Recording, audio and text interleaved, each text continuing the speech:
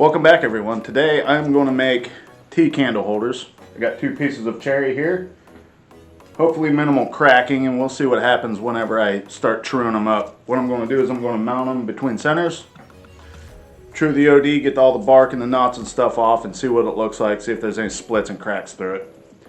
Then I'm going to turn a tenon so that I can put it in the chuck for the next operation, where I'll fine tune the details of the outside, drill a hole, bore it out, take it out, do the same thing to the second side. Then I'm going to drill a couple holes, split the rings into pieces, sand it, give it a good finish, and get it all assembled. It's going to look really cool. So hope you guys enjoy. Follow along.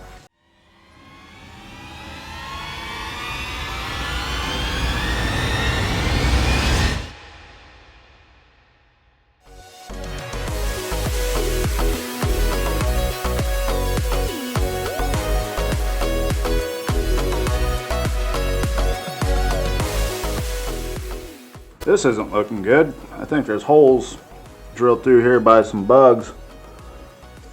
We'll see what it looks like when I get deeper.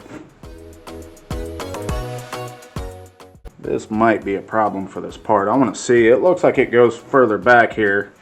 What I'm going to try to do is turn that down a little bit more, and if I can't make my tea candle holder out of this, maybe I can make something cool out of it. Something different.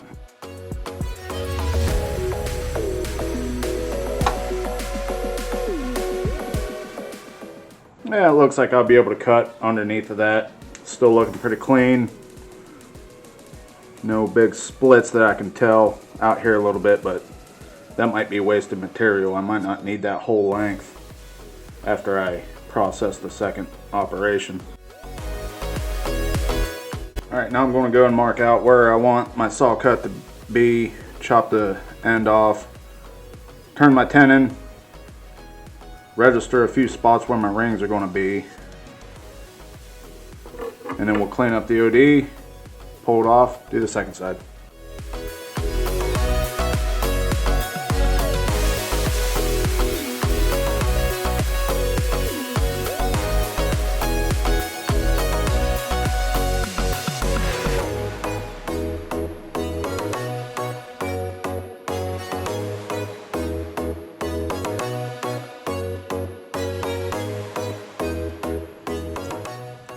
Got this solid square, ready to get chucked up on the second side, and drill the hole, bore it out, part the rings off, finish it, glue it together, call it done. But we're going to do the second part, get it matched to this one.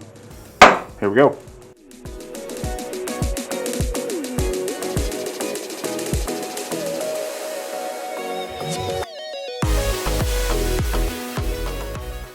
Alright, back for the second setup. Got it clamped in the chuck. Got a Forstner bit in my chuck here. I'm going to drill a hole. Not able to get all the way back, but all I need to do is just drill a hole in some that I can bore out, and I'll part off each ring. Once I get a few off, come back in with the drill the rest of the way through. This is going to be my base ring, so I need to make sure not to drill into that. And I'm going to have a little register, a little 1.5" diameter pocket, enough for the tea candle light to sit in the center. So here we go.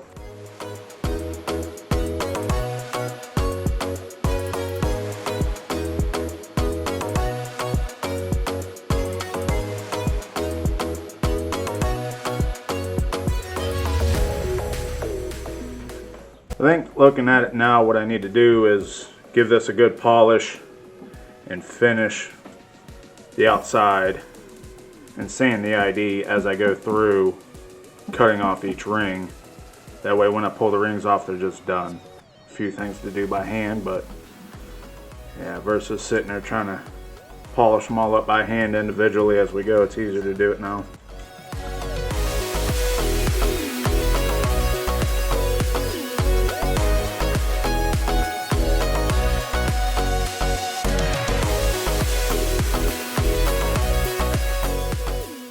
I forgot a step. Luckily I caught it now before I made any more rings. What I want to do is after the final assembly, get the grain knots to match up. So what I'm going to do now is drill 3 holes all the way down through each ring. It's easier to do it now while they're still stacked up, or still together, not parted off. And then whenever I'm done, when they're all complete, I'll put a wood dowel through all 3 of them with a spacing in between so there's nice even gaps. Back to the lathe to pop the rest of them off. I've got all the rings parted off, clear down to the last piece here, the base. I'm going to face it square, and I'm going to put an 1.5 inch pocket, very shallow, in the center just to register for where the T-candle goes. Then I'll part it off here, trim the back flush, and then on to the next part.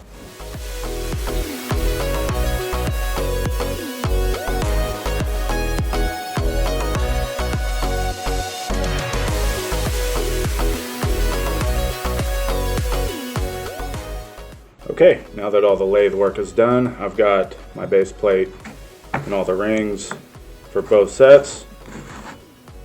I'm going to go and take these little wood dowels, stick them through the 3 holes that I drilled through the parts, and glue them all together.